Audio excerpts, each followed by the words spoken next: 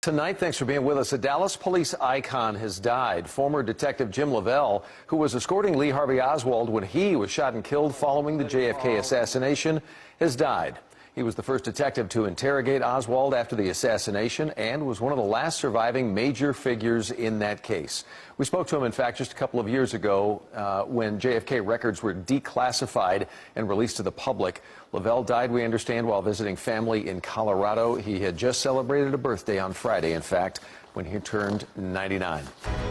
It is one of the 20th century's most iconic images, the moment JFK assassin Lee Harvey Oswald was shot to death in a downtown Dallas garage. Breaking tonight, the heroic Stetson-wearing cop who handcuffed himself to Oswald has passed away. We're fortunate to have Jason Whiteley here with us. You spent some time with former Detective Jim Lavelle. Yeah, well, I did an interview with him a couple of years ago, and Lavelle was really a cop's cop. And for years, he would graciously and genuinely tell his story of his most famous brush with history. Of course, Lavelle was immortalized in this Pulitzer Prize-winning photograph by Bob Jackson. 2 days after President Kennedy was assassinated in Dealey Plaza, Lavelle came in on his day off and volunteered to transfer Lee Harvey Oswald from the downtown Dallas police station over to the county jail. And Lavelle vividly remembered one moment just before Oswald was gunned down in front of him. I had to get him ready. Like I said, he was my prisoner, so I had to get him ready for the transfer. And he wanted to put on that black slip-over sweater that he had on. I let him put that on. And when he's putting that on, I told him, I said, Lee, if anybody shoots at you, I hope they're as good a shot as you are, meaning they'd hit him and not me. And he laughed, and he said, oh, nobody's going to shoot at me. Interview with Lavelle 2 years ago at his home in Garland. He was 97 years old then, still wore Stetsons. In fact, he had a closet full of them here. One interesting thing, though, I remember that Lavelle told me is that President Ford once asked Lavelle for his autograph, a real genuine guy. To what do you owe your longevity? Well, I tell you, it wasn't that led to it. I was lucky for one thing. I had the man upstairs looking after me. I got shot at 3 different times where the bullet was come within an inch or 2 of my head. What do you want your legacy to be? My legacy? Yes, sir. I just want to live a long time and then die. Before I die, get well again. So that's it. And he did live a long time. Believe it or not, the Oswald murder wasn't Lavelle's only brush with history. He was a young sailor in 1941 on the USS Whitney, stationed in Pearl Harbor when the Japanese attacked that naval base. Jim Lavelle just turned 99 last week. He was in Colorado visiting family when he died. I just spoke to his granddaughter a few moments ago. They said they had a great time celebrating his birthday together. They put 99 candles, she said, on a birthday cake. They all blew them out. He had a good time. He fell, though, on Monday. He broke his hip, and he died early this morning from complications from that and after having a massive heart attack. Of course, no arrangements yet have been made and have been shared yet, but they will share a statement, they said, tomorrow morning. He was so sharp in that interview you did with him just a couple of years ago. Crystal clear memory, and we've talked to a lot of people who witness heroic events. What was fascinating about him is he would genuinely just tell you all about this. I'm so happy to see you. You look great. You're a young man at 94. Well, thank you. I hope I look pretty good, but I'll take your word for it. You look great, Jim. And you and I have known each other a long time, over 20 years. And the first time I ever met you, I was just amazed at how you were so giving of yourself to people, to talk about what happened, to share history. And here you are 20 years later, and you're still doing it. It's amazing. I can't believe you're so dedicated to history. Well, it started off with school kids asking me to talk to them, and it just increased to everyone that come along, really. And I took it as a responsibility for what I was involved in. I thought I should let them know my part in history and try to set straight some of the misconceptions that people had of the assassination. So that's the reason that I have been talking to all these years, but I about run out. So well, you said that 10 years ago, and you're still chugging along. So you're not running out yet. And I want to ask you, what's the one misconception that you like to debunk? Well, I'll debunk all of them just about, but of course the one that where there was a conspiracy involved, that's the one that I hit on the most, and I have pretty well debunked it all, except the people that's not going to have it any other way. So you could have the president come back and tell them who shot him if he wanted to, and they still wouldn't believe it. But that's the primary thing that I'd like to get over. And then you have dialogue with the major characters. I mean, you talked to Lee Harvey Oswald, you talked to Jack Ruby. Tell us what happened after Jack Ruby shot Lee Harvey Oswald, the conversation that he said where he messed things up. Or you tell Yeah. Well, that happened the next day. Of course, after he shot Oswald, I went to the hospital with Oswald and waited till he was pronounced dead there. And fact of the business, one of the things that I did out there that I've been complimented on many times was, and when I took him into the operating room and put him on the operating table, the doctors were standing by. I told them, I said, before you do anything else, I want that bullet out of him, because it had come through and lodged just under the skin. I could take my fingers and roll the bullet around under the skin. So I told them, I said, I want that bullet out of him before you do anything else. So they just rolled it over and hit it with the scaffold. It just popped out in a tray. And then I had the nurse standing there to put her initial on the butt end of that bullet. And because I told her, I said, you and I are going to be testifying down the road that this is the bullet to come out of him. And sure enough, we did. I testified several times. I know she did at least once. But I've been complimented many times for that. But I was always taught to gather evidence, and that's what it was for, because I could prove that was the bullet that killed him. And you ended up serving 25 years on the Dallas Police Department, and you retired in the early 70s. And I'm working on a column about you right now, about how you are a living history and how you dedicate yourself to helping others. And that's why I admire you so much, and that's why I'm so happy to host you here at the Dallas Morning News today. And thank you for coming and sharing your life experience with all of us. You're quite welcome. So you wear the cowboy hat every day? Well, if I go out, I do.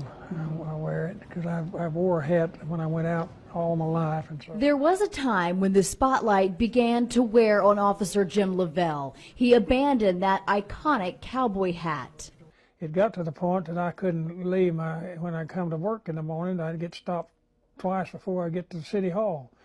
So then I left the hat off. Lavelle shot to international fame November 24, 1963, as he escorted Lee Harvey Oswald, the very moment Oswald was shot by Jack Ruby. Lavelle remembers that moment like it was yesterday. He wanted to do something that would make him a hero or make him very popular, and that's what he wanted to do. And I told him, I said, Lee, if anybody shoots at you, I hope they're as good a shot as you are, meaning they'd hit him and not me. And he kind of laughed. He said, oh, nobody's going to shoot at me. It couldn't very well leave my mind, because I'm reminded of it nearly every day, so through somebody. And here at the Dallas Police Department, 50 years later, people line up for pictures and autographs. Lavelle says he gets over 300 requests from all over the world every year.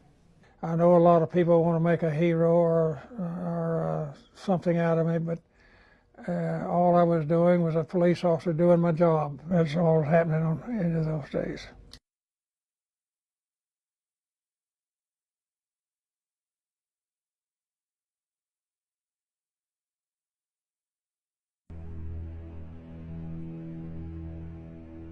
Untold number of really brave things that was done by the sailors.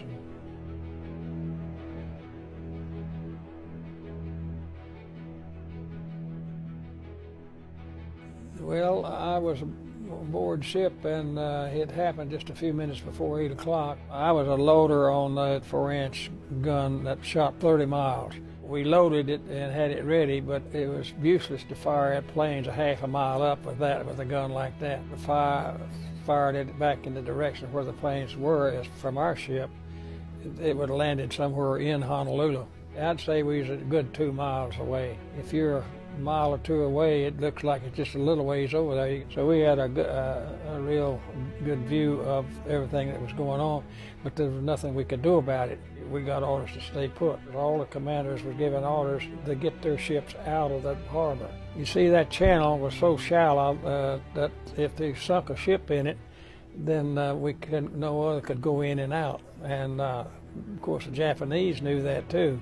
The commander of the battleship Nevada, he cranked up and got out, but he was burning fore and aft. He had a fire going on both ends. The Japanese saw that, had that battleship going in that, and they took after him because they wanted to sink him in that channel. He used his head. He's a smart deal. He turned that battleship and run it aground. As a result of that, they saved it and later on put it back into commission. There's a lot of heroic things took place that day. The sailors and all of that, they didn't have to be told what to do. They could see what needed to be done, and they did it. You did what you had to do is what it amounted to.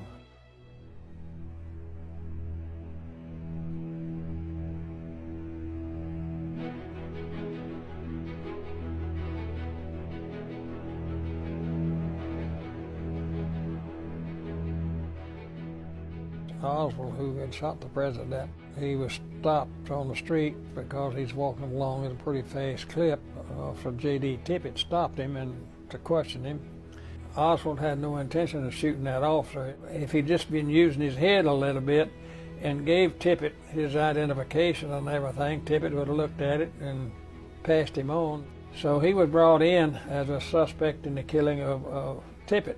He wasn't brought in for the president deal, but he was assigned to me as my prisoner. Therefore, everything that took place went through me. When I got in, he was sitting in an interrogation room by himself.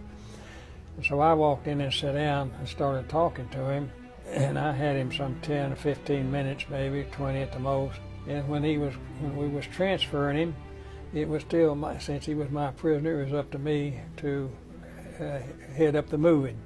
Yeah, as we walked into the basement down there on the transfer, I saw Ruby. He was facing me about 5 or 6 feet away. I always make it a habit when I go into a room where I'm doing an investigation, I always look up and down the people that I see. And I saw Jack Ruby. He was standing right there in front, and he had the pistol in his left hand, holding it against his left leg. As I walked in, and he made 2 quick steps, which brought him into arm's length to me, and I reached over past Oswald, caught him by the left shoulder and was pushing back.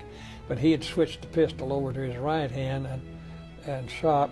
If it hadn't been for that rib catching that bullet, if it had missed it, it'd come on and hit me in the side over here.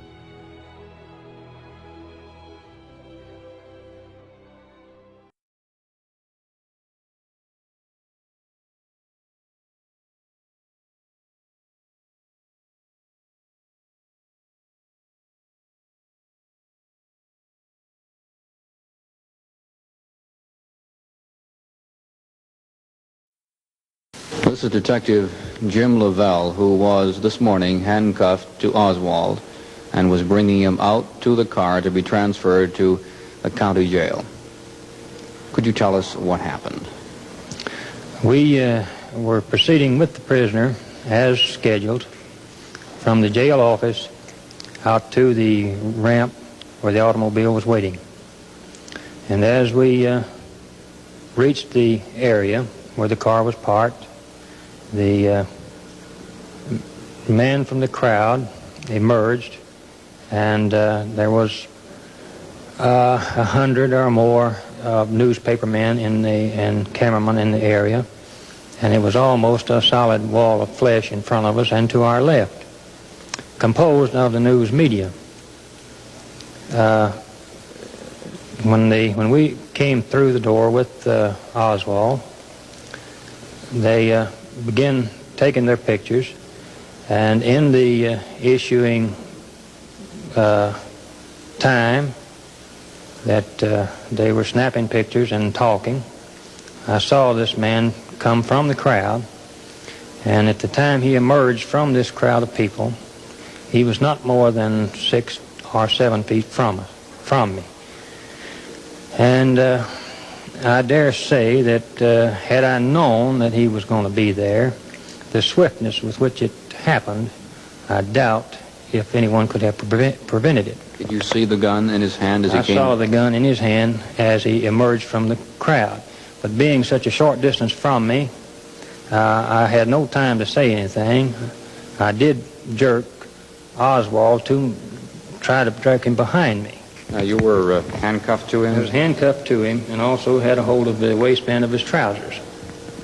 I tried to jerk him behind me, but he had and I reached up and caught a hold of Jack Ruby's shoulder, left shoulder, and shoved back on him. At the same time pulling on Oswald. But he had this .38 snub-nosed pistol, and all he had to do was pull the trigger. It was a double-action gun, and therefore the whole episode only took a matter of a second to take place. When Oswald fell to the ground, was he unconscious at that point? I would say if he was not, he was nearly so. Just as soon as my partner on the other side, Mr. Graves, grabbed Jack's hand with the gun in such a manner that he couldn't fire it anymore. Did he try to fire it again? Yes, he was still, with his left hand, he had the gun in his right hand, he was trying to pull it around, and I could tell that he was still trying to snap the pistol. But Mr. Graves had it in such a manner that he couldn't fire it anymore. Did you speak to the victim on the ground? Yes, I immediately picked him up then with another officer, I don't remember who that was, and carried him back inside the jail office to get him away from the area. And I tried to talk to him and ask him if he could hear me and if he understood me. He never did answer me, and his eyes were partially closed. How, as far as I know, he never regained consciousness. How has this affected the morale, the spirit of the police force? Well, I think that I can probably speak for all the officers here. That I've heard many of them comment on it, and I think that they all feel very deeply about it. They regret the incident happening. We regret the shooting that occurred to the president on Friday, and certainly this hasn't helped their feelings any at all. Mr. Ruby didn't better our cause any by shooting Oswald. Did you recognize him when he came through? Yes, I have known Jack Ruby for a number of years, and I recognized him just as soon as he emerged from the crowd. But even if you knew he was coming, you say you didn't have the time to react to prevent it. He was so close from the human wall of flesh of reporters there that it would have been impossible to have stopped him. Thank you very much, Detective. The story of what happened when Lee Harvey Oswald was killed this morning. This is Bill Lord reporting from the Dallas Police Station.